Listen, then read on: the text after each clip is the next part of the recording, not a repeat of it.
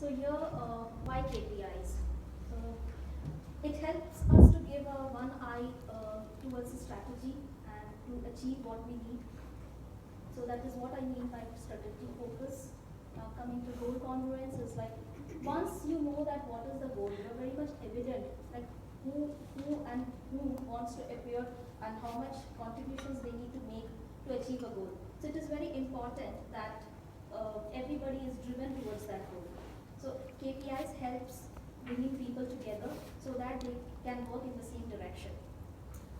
Of course, KPIs are very visual, so that is why it helps us in decision making because it really gives a quick overview of your business. And the most important one is raising your benchmarks. How it is important because from your previous year performance, you see that you are not doing good in your quality, you're not doing good enough time somewhere. So you really need to improvise that, and then that is how you raise your benchmark. Otherwise, also with your competitors, if you're really aware of how they're performing. Okay, apart from numbers, I also like something about games. So I'll take an example of football. Let's talk some football here. Definitely it's not, CDM is not like so easy like football, but let's try relating it somewhere. So overall strategy in a football is to win the football league. So similarly in CDM, the strategy is to bring drugs faster in market. And then what will be the basic objective in a game? So in a football game, it is like you have to win enough games in a league.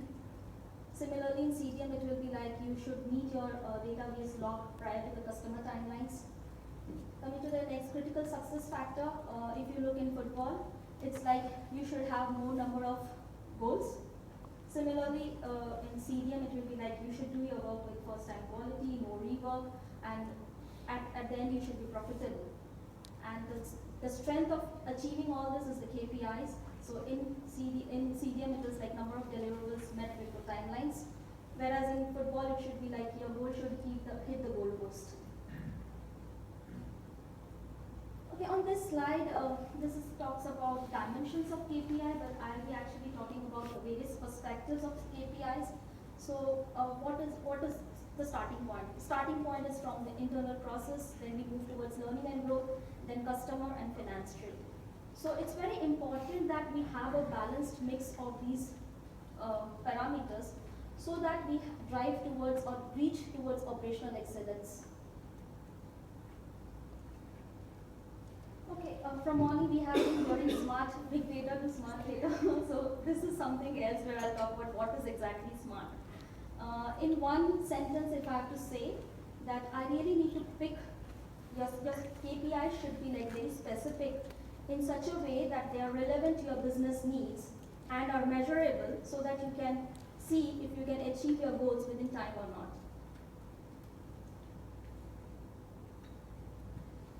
Okay, the broader dimensions and the broader types of KPIs is lagging and leading indicators. So what is lagging indicator and leading indicators? The standard definitions are there on the slide. Just to make it very simple, I would just say that output of a lagging indicator is input of a leading indicator. And if all your lagging indicators are already green, your leading indicators will automatically turn green. So today in a real life example, I'll take a very quick example of weight loss. Everyone wants to be very slim and trim. So I see that that's a very good example to take here. And what do I do if I really want to weight some 20 kgs? I directly step on a measurement scale. I see that, oh my goodness, I have to lose 20 kgs. So I have an output, so that becomes my lagging indicator. And that output becomes the input of the leading indicator. And what is the leading indicator here? Am I eating the right food to lose that 20 kgs? Or if I have eaten excess, have I really done some exercise to just have the calories burned? So this is what I wanted to say between lagging and leading indicators. So yes, before I talk about how do we do CDM in a smart way, I would like to start with a quote by Peter Drucker. You cannot manage what you do not measure. So it's very important that first you identify your things that you have to measure, and only then you can manage. And And on this slide, I'll just pick up one example of lagging and leading with respect to time. So during the setup of a trial, it is very important that we measure the time from your final CRF to the DB live. And why are we measuring it? We measure it for a reason that the next leading indicator is we should have the EDC design already available before the first patient in. So at the end, what is the output? Output is that subject comes to the site and we enter data. So it's in real time, we are being everywhere. And another example maybe I can take, I think we have time. So quality matrix in quality, so quality matrix is like oxygen in data quality, in data processing. So there are industry standards like they do 2 rounds of UAT before coming to database live, but there are still companies who do it in just 1 round of UAT. That clearly indicates that they are doing their job with first time quality. Moving on to conduct, how do you conduct your trial in a smart way? Again, another quote by Johnny Jones, like what gets measured gets done. So it's very important that during your conduct phase, you really see what are your actuals, what you had planned in the setup. So are we really meeting the actuals as per the plan? So here another example between your time indicators like patient visits. Like suppose for example we want to see that how many missing pages are there. So it becomes a lagging indicator to note our backlog. And then after knowing the backlog, we are very much sure that whether we'll be able to reach our goal or not. So everybody is actually aware and there is no surprise framework. So it's very clear, transparent, and people are much prepared.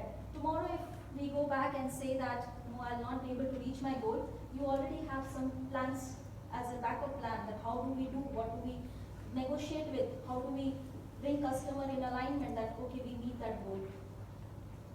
And cost is always something which is lagging because, of course, when you set up your trial, we do not focus on the budget implications that will be expected. Like if we have a protocol amendment, if there is something where we have new sites or we need some sites being closed out. So change in scope is most of the times is always a lagging indicator. Okay. So now I'll be talking about closeout. And in that, another quote by Peter of Draco, like until we can manage time, nothing else can manage. We can manage nothing else. So it's like time is money. At the end of the day, customer really needs that we meet their expectations within less time. And we should have the database ready. We should have the drugs faster in market. Everything should be in place. So here also, the time between last patient, last visit to database log is a very important parameter that needs to be measured. And then DB log to from DB log to CSR, so that we also know that we have good quality of data that can we go for a potential CSR submission. Similarly, we also see like what is the data which has been already entered in EDC. Do we have any backlog? Is the backlog enough, or how are we gonna achieve if we have something new data coming in? Are we really very prepared? So these type of parameters really helps you to identify and project plan your study. In this slide, I will be talking about some of the key methodologies. But let's take example of 2 teams. So one team is like overperforming, another team is like they don't have any backlog, they are relaxing, and they're always not so much stressed out. So what we do, we can do one thing like we can cross train with the other team in such a way that those resources can be utilized in other team, in team A. So in that way, we can spread our work across multiple resources, and then by increasing the capacity utilization of the team, we can meet the project deliverables even at any point of time of the trial. Next slide, maybe I'll directly go into the picture. So you see that one person is doing everything like sorting listings, queries, review pages, issue queries, resolve queries, doing medical review, and the other one is like we assign people in individual process steps. So it's very important to balance between assigning resources to a trial and also to different stages of the project. Here I've just given a quick example. This is a single ascending low study. So if you can see, the LPLB to DBL was 9 weeks, and with use of some SMART KPIs, we see that the timeline has really come down to 4 weeks. So if you see at individual process step level, we have gone a gain of almost 7.5 months. So if it is 7.5 months, that means it's a very good opportunity that the drugs will definitely be faster in market. Okay, I think we can skip this and then the path forward. Yeah, it's very important that you have to routinely review your KPIs in the governance meeting. That really helps for your further scope of improvement.